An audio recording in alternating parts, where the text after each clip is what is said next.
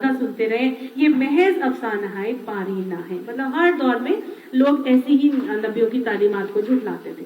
ان سے کہو بتاؤ اگر تم جانتے ہو کہ یہ زمین اور اس کی ساری آبادی کس کی ہے؟ یہ ضرور کہیں گے کہ اللہ کی. یعنی مشرکین مکہ بھی اللہ کو پہچانتے تھے اور وہ کہیں گے اللہ کی. کہو پھر تم ہوش میں کیوں نہیں آتے؟ ان سے پوچھو ساتوں آسمانوں اور عرش عظیم کا مالک کون ہے؟ یہ ضرور کہیں گے کہ اللہ. کہو پھر تم ڈرتے کیوں نہیں؟ ان سے کہو بتاؤ اگر تم جانتے ہو کہ ہر چیز اقتدار کس کا ہے اور کون ہے جو اپنا پناہ دیتا ہے اور اس کے مقابلے میں کوئی پناہ نہیں دے سکتا؟ یہ ضرور کہیں گے کہ یہ بات تو اللہ ہی کے لیے ہے. کہو پھر کہاں سے تم کو دھوکہ لگتا ہے؟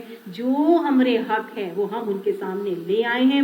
کوئی شک نہیں کہ یہ لوگ جھوٹے ہیں. اللہ نے کسی کو اپنی اولاد نہیں بنایا، کوئی دوسرا خدا اس کے ساتھ نہیں ہے. اگر ایسا ہوتا تو ہر خدا اپنی خلق کو لے کر الگ ہو جاتا اور پھر وہ ایک دوسرے پر چڑھ دوڑتے. ایسے ہی ہوتا نا، ایک خدا کہتا سورج مشرق سے نکلے گا 10 بجے نکلے گا، دوسرا کہتا نہیں جی مشرق سے تو نکلے گا لیکن 2 بجے نکلے گا، ہے نا. تو ہر کوئی ایک دوسرے پہ چڑھ دوڑتا. پاک اللہ ان باتوں سے جو یہ لوگ بناتے ہیں. کھلے اور چھپے کا جاننے والا وہ بالا برتر ہے اس شرک سے جو یہ لوگ تجویز کر رہے ہیں. اے محمد صلی اللہ علیہ وسلم دعا کرو کہ پروردگار جس عذاب کی ان کو دھمکی دی جا رہی ہے وہ اگر میری موجودگی میں تو لائے تو اے میرے رب مجھے ان ظالم لوگوں میں شامل نہ کرنا. حقیقت یہ ہے کہ ہم تمہاری آنکھوں کے سامنے ہی وہ چیز لانے کی پوری قدرت رکھتے ہیں جس کی دھمکی ہم انہیں دے رہے ہیں. اے محمد صلی اللہ علیہ وسلم برائی کو اس طریقے سے دفع کرو جو بہترین ہو. ادفع باللتی ہی احسن السیئہ نحن اعلم بما یصفون.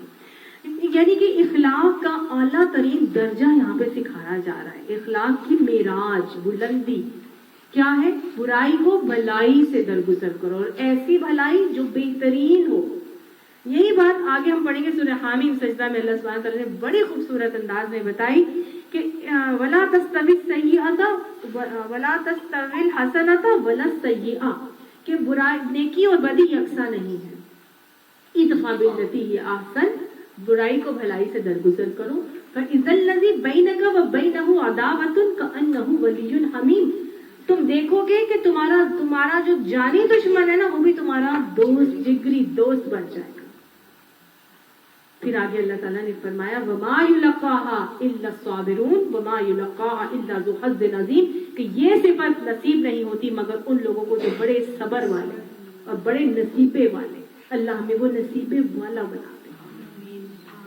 جب برائی کو بھلائی سے درگزر کرتے ہیں نا، یعنی کہ کوئی تھپڑ مارتا ہے تو اس کو پیار کریں. بڑا مشکل کام ہے. اخلاق کا اعلیٰ ترین درجہ بھی ہے.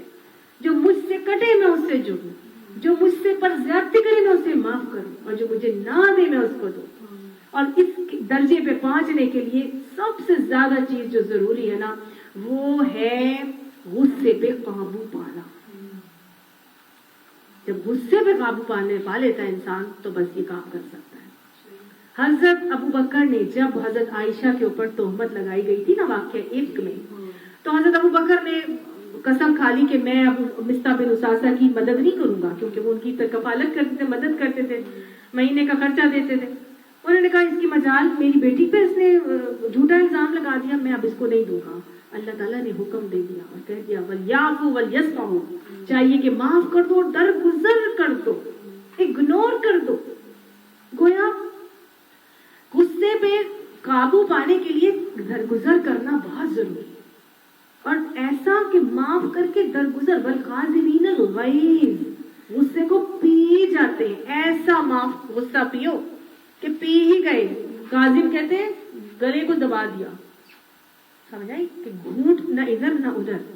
تو ایسا غصہ پیو کہ کسی جگہ سے پتہ نہ چلے کہ تمہیں غصہ آیا تھا. اور پھر کیا کرو عافین عن الناس لوگوں کو معاف ہی کر دو. واللہ یحب المحسنین اور پھر احسان کرو.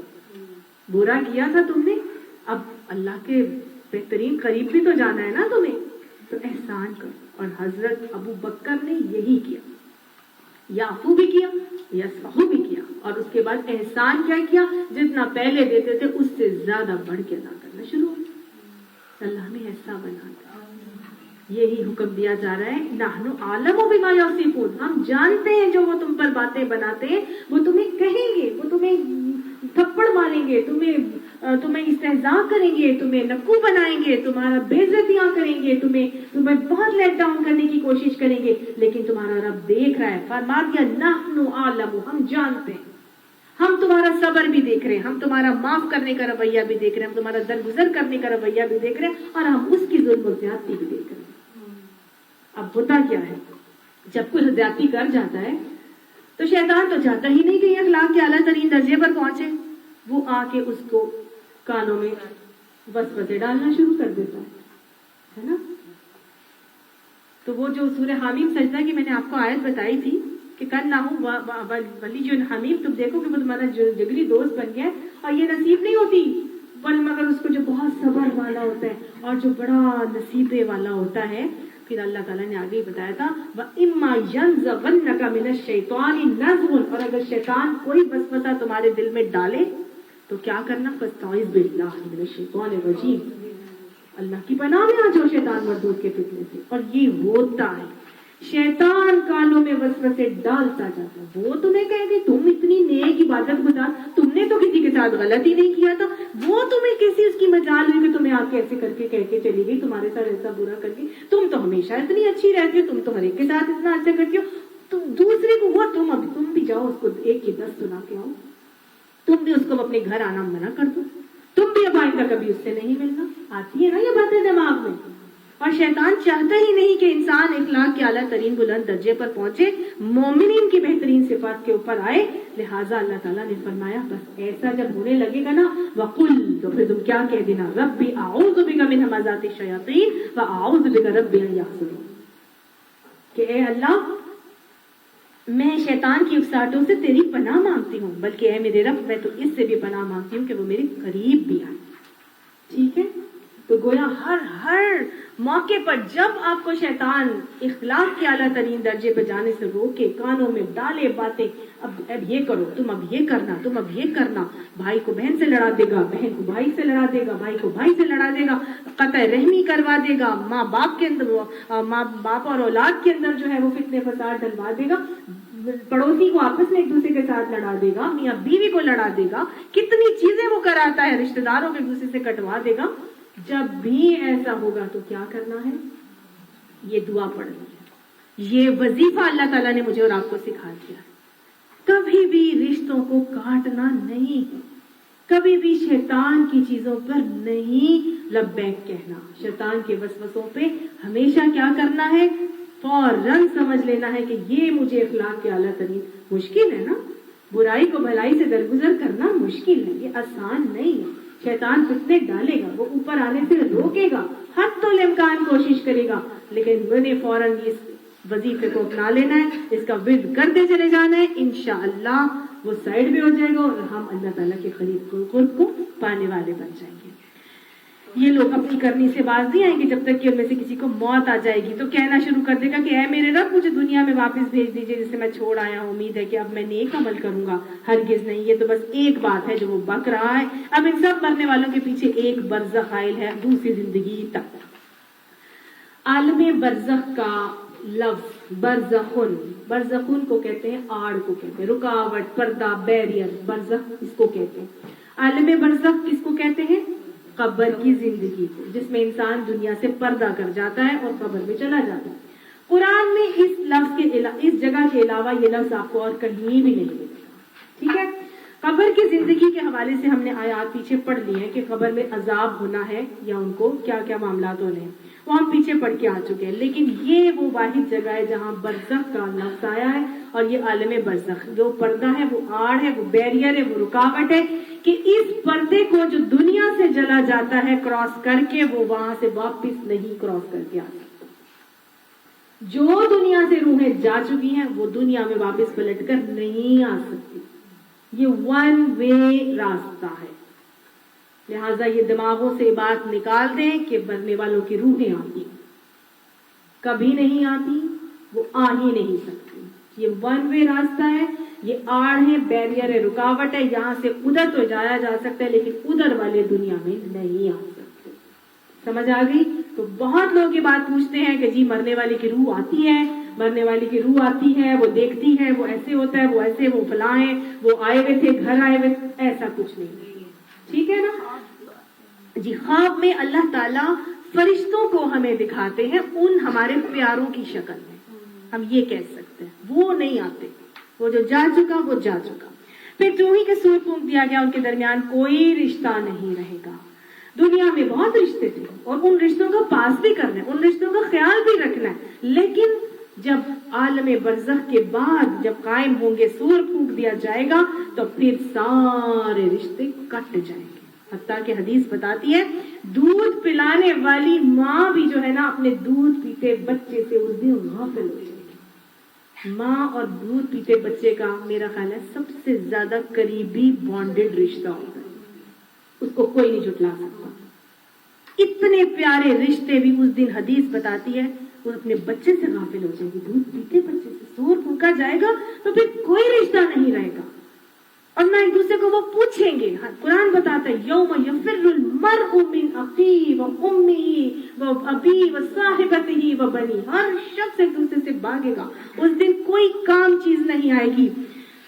اس دن نہ کوئی خلت, نہ شفاعت, نہ کوئی مال, نہ بنین, کوئی نہ بیٹے, نہ مال, نہ دوستی, نہ سفارش, کوئی اس دن کام نہیں آئے گی. کوئی نہیں ایک دوسرے کو پہچاننے کے لیے تیار ہوگا. سب پہچانتے ہوں گے لیکن سب ایک دوسرے سے کنی کترائیں گے کہ کوئی مجھ سے کچھ لے نہ, کوئی مجھ سے مانگ نہ لے. اس وقت جن کے پلڑے بھاری ہوں گے. اب اعمال کا فیصلہ پلڑوں پر ہوگا, اعمال کے اوپر ہوگا. آپ کا جزا اور سزا کا فیصلہ کس پر ہے؟ پلڑے بھاری ہوں گے وہی فلاح پانے والے ہوں گے. اللہ ہمیں ان میں شامل فرما. اور جن کے پلڑے ہلکے ہوں گے, اب یہ کن کے پلڑے ہوں گے؟ وہ یہ وہی لوگ ہوں گے جنہوں نے اپنے آپ کو گھاٹے میں ڈال دیا. پلڑے ہلکے تھے, نیک اعمال کم تھے, اب یہ گھاٹے میں جانے والے لوگ تھے. اللہم لا تجعلنا منہم. وہ جہنم میں ہمیشہ رہیں گے. آگ ان کے چہروں کی کھال کو چاٹ جائے گی اور ان کے جبڑے باہر نکل آئیں گے. عربی میں لفظ آ رہا ہے وہم فیہا کالحون. ان کی سر, ان کی سری کیسی ہو جائے گی جیسے بکرے کی بھنی ہوئی سری ہوتی ہے, ایسی ان کی سری ہو جائے گی. کیونکہ آگ جو تھی جہنم کی ان کے چہرے کی کھال کو کاٹ گئی, کھا گئی. یہ کون لوگ تھے, یہ کیا کر رہے تھے؟ اللہ تعالیٰ پوچھے گا کیا تم وہی لوگ نہیں ہو کہ میری آیات تمہیں سنائی جاتی تھی تو تم انہیں جھٹلاتے تھے؟ یعنی تمہیں پڑھایا جاتا تھا, قرآن سنایا جاتا تھا, تمہیں بلا کے سمجھائی جاتی تھی باتیں, سنا کے تمہیں لوگ تھک جاتے تھے, لیکن تم ان کو جھٹلا دیتے تھے. کبھی عمل سے جھٹلا دیتے تھے, کبھی اپنے زبان سے ہی جھٹلا دیتے تھے کہ ہم ٹھیک ہے بس صحیح ہے, جو ہم کر رہے ہیں بالکل ٹھیک کر رہے ہیں. تو وہ کیا کہیں گے کہ اے ہمارے رب, ہماری بدبختی ہم پر چھا گئی تھی. غلبت علینا شقوتنا, ہماری بدبختی ہم پر چھا گئی تھی. وَكُنَّا قَوْمًا ضَالِّينَ, اور ہم تو گمراہ لوگوں میں سے تھے. واقعی ہم گمراہوں میں سے تھے. اللہم لا تجعلنا منہم. یہ کن لوگوں کے بارے میں کہا جا رہا ہے کہ جب میری آیات تمہیں سنائی جاتی تھی؟ یہ کافروں سے نہیں کہا جا رہا. یہ کن کو کہا جا رہا ہے؟ ہمیں کہا جا رہا ہے, جن کو سنائی جاتی تھی, پڑھائی جاتی تھی, لیکن ہمارے رویے کیا ہوتے تھے؟ تم انہیں جھٹلا دیتے تھے, تم عمل ہی نہیں کرتے تھے ان باتوں پر. تمہارے رویے ایسے تھے کہ تم نے سنا کر بھی جو ہے وہ عمل سے بالکل ہی جھٹلا دیا. تمہارا تو اطاعت کا رویہ ہی نہیں ہوتا تھا. تب تمہارے اعمال جو ہیں وہ ہلکے ہیں پلڑوں میں. کون سے اعمال ہیں جو ہلکے پلڑوں کو بھی بھاری کر دیتے؟ آپ صلی اللہ علیہ وآلہ وسلم نے حدیث میں ہمیں بتایا کہ ایک جب ترازو ڈالا جائے گا نا, اعمال ہمیں تولے جا رہے ہوں گے ترازو میں, تو نیکیاں بہت کم ہوں گی اور گناہ بہت زیادہ ہوں گی. نیکیوں کا پلڑا ہلکا ہوگا, گناہوں کا پلڑا جھک گیا ہوگا. وہ شخص پریشان ہے, میں کیا کروں یا اللہ, میرے تو گناہ اتنے زیادہ اور نیکیاں اتنی کم, میرے آپ کے جیسے سب لوگ. اب اللہ سبحانہ تعالیٰ کی طرف سے بادل آئیں گے, بادل آتے جائیں گے اور آ کے اس کے ہلکے والے پلڑے میں, نیکی کے پلڑے میں ڈلتے جائیں گے اور اس نیکی کے پلڑے کو جھکا دیں گے. انسان کہے گا یا الہی یہ کون سا میرا عمل ہے, یہ تو میں نے نہیں کیا. اللہ تعالیٰ فرمائے گا یہ وہ تیرا علم ہے جو تم نے لوگوں کو سکھایا تھا. یہ ان کے علم کا اجر جو انہوں نے عمل کیا تھا اس علم کے اوپر, یہ وہ اجر ہے جو تجھے دیا جا رہا ہے صدقہ جاریہ کے صورت میں. خیرکم من تعلم القرآن وعلمہ، تم میں سے بہترین وہ ہے جو قرآن سیکھتے ہیں اور کسی کو سکھاتے ہیں۔ ایک نیکی کا عمل بھی کسی کو سکھا دیں گے، اللہ سبحانہ تعالیٰ اس کے ذریعے سے آگے آگے آگے کہاں سے کہاں بڑھتے جائیں، اور اللہ اس عمل میں ہمیں اخلاص عطا فرمائے، اور اللہ اس عمل کو بہترین ہمارے لیے صدقہ جاریہ بنانے والا ہمیں خوش نصیب بنا دے۔ تو گویا خود بھی پڑھنا ہے، خود بھی عمل کرنا ہے، اور آگے بھی اس کو سکھا کے اور اپنے لیے صدقہ جاریہ بنا لیں۔ ہمیں نہیں پتا کون سا عمل ہمارا قبول ہو رہا ہے، کون سا نہیں ہو رہا، کون سا ہم ضائع کر دیتے، کون سا تکبر میں آ کے ہم اس کے اجر کو بالکل ختم کر دیتے، ہمیں نہیں پتا۔ ہمیں نہیں پتا کہ ہمارا اخلاص اللہ کی قدرتوں کے مطابق ہے بھی کہ ہمیں نہیں پتا۔ اللہ ہمیں بہترین صدقہ جاریہ بنانے کی توفیق عطا فرمائے۔ وہ کہیں گے اے ہمارے رب، ہم پر بدبختی چھا گئی تھی، ہم تو واقعی گمراہ تھے، اے پروردگار اب ہمیں یہاں سے نکال دے، پھر ہم ایسا قصور کریں تو پھر ہم ظالم ہوں گے۔ لیکن اللہ جواب دے گا دور ہو جاؤ میرے سامنے سے، پڑے رہو اسی میں اور مجھ سے بات نہ کرو۔ کیوں اللہ تعالیٰ دھتکار رہا ہے، کیوں دور پھینک رہا ہے؟ کیونکہ دنیا میں وہ اللہ کی باتوں کو دور پھینکتے تھے اپنے آپ سے۔ تو وہی لوگ تو ہو کہ میرے جب کچھ بندے کہتے تھے کہ اے ہمارے پروردگار ہم ایمان لائے، ہمیں معاف کر دے، ہم پر رحم کر، تو سب رحیموں سے اچھا رحیم ہے، تو تم نے ان کا مذاق بنا لیا تھا، یہاں تک کہ ان کی ضد نے تمہیں یہ بھی بھلا دیا تھا کہ میں بھی کوئی ہوں، اور تم ان پر ہنستے رہے، یعنی مذاق اڑاتے رہے، دین پہ چلنے والے لوگوں پہ ٹھٹے بازیاں کرتے تھے کہ ان کا تو دماغ ہی خراب ہو گیا، شادی میں بھی جا کے برقع نقاب لے کے بیٹھ جاتے تھے، تم تو مذاق بنا لیتے تھے۔ آج ان کے اس صبر کا میں نے یہ پھل دیا ہے کہ وہی کامیاب ہے۔ اللہ ہمیں ان لوگوں میں، کامیاب لوگوں میں شامل فرما لے۔ پھر اللہ تعالیٰ ان سے پوچھے گا بتاؤ زمین میں تم کتنے سال رہے؟ وہ کہیں گے ایک دن یا دن کا کچھ حصہ ہم وہاں ٹھہرے ہوں گے۔ اللہ سبحانہ تعالیٰ دنیا کی جتنی حیثیت ہے، جتنی قدر و قیمت ہے، اللہ ہمیں اپنی زندگی میں اس کو اتنی ہی اہمیت دینے والا بنا دے۔ شمار کرنے والوں سے پوچھ لیجئے، ارشاد ہوگا تھوڑی ہی دیر ٹھہرے ہو نا، کاش تم نے اس وقت جانا ہوتا، کیا تم نے یہ سمجھ رکھا تھا کہ ہم نے تمہیں فضول ہی پیدا کر دیا اور تمہیں ہماری طرف کبھی پلٹنا ہی نہیں ہے؟ پس بالا و برتر ہے اللہ بادشاہ حقیقی، کوئی خدا اس کے سوا نہیں ہے، مالک عرش بزرگ کا۔ جو کوئی اللہ کے ساتھ کسی اور معبود کو پکارے جس کے لیے اس کے پاس کوئی دلیل نہیں ہے، تو اس کا حساب اس کے رب کے پاس ہے، ایسے کافر کبھی فلاح نہیں پا سکتے۔ شروع میں کہا گیا تھا قد افلح المؤمنون، ایمان لانے والے فلاح پا گئے ہیں، یہاں کہا جا رہا ہے انہ لا یفلح الکافرون، ان باتوں کو انکار کرنے والے کبھی فلاح نہیں پائیں گے۔ اللہ سبحانہ تعالیٰ تو ہمیں مان لینے والوں میں شامل فرما، اللہ فلاح پانے والوں میں ہمیں شامل فرما۔ اب آگے میں نے، آپ نے، سب نے اپنی اپنی زندگیاں گزار دی، جیسی بھی گزری، سب کچھ پڑھ چکے، کر چکے، اپنی زندگیاں میں کہتی ہوں کھڈے میں ڈال دی ہم نے اپنی زندگیاں، لیکن اللہ سبحانہ تعالیٰ بڑا رحیم ہے۔ اس پوری سورہ مومنون کے آخر میں وہ اب مجھے اور آپ کو کیا سکھا رہا ہے؟ وقل، کہہ دیجئے اے مومنوں، سب کہہ دو، کیا کہہ دو؟ رب اغفر وارحم وانت خیر الراحمین، اپنے رب کی طرف پلٹ آؤ، اللہ سے بخشش مانگ لو، استغفار کر لو، اور تم اپنی ایمانوں کو تازہ کر لیا ہے، فکر آخر تمہارے اندر غالب و راسخ ہو گئی ہے، تمہیں معلوم ہو گیا ہے کہ اللہ سے محبت ہی کر کے اعمال کرنے کا طریقہ جو ہے وہ صحیح ہے، اللہ کی خشیت کو اپنے اوپر طاری کر کے چلو، لہٰذا فکر نہ کرو، پریشان نہ ہو، ہمت نہ ہارو، حوصلے نہ چھوڑو، کیا کرو؟ اللہ تعالیٰ کی طرف رجوع کر لو، انابت کرو، استغفار کر لو، اپنی کمیوں کوتاہیوں کو اللہ تعالیٰ کے حضور پیش کر کے استغفار طلب کرو، اور یہ دعا کیا کرو کہ رب اغفر وارحم وانت خیر الراحمین، اے ہمارے رب تو بخش دے ہم کو، رحم کر دے ہم پر، اور تو بہترین رحم کرنے والا ہے۔ اللہم اغفر لنا وارحمنا، اللہم اغفر لنا وارحمنا، اللہم اغفر لنا وارحمنا، استغفر اللہ ربی من کل ذنب واتوب الیہ، استغفر اللہ ربی من کل ذنب واتوب الیہ، استغفر اللہ ربی من کل ذنب واتوب الیہ، رب اغفر وارحم وانت خیر الراحمین، ربنا ظلمنا انفسنا وان لم تغفر لنا وترحمنا لنکونن من الخاسرین، آمین ثم آمین۔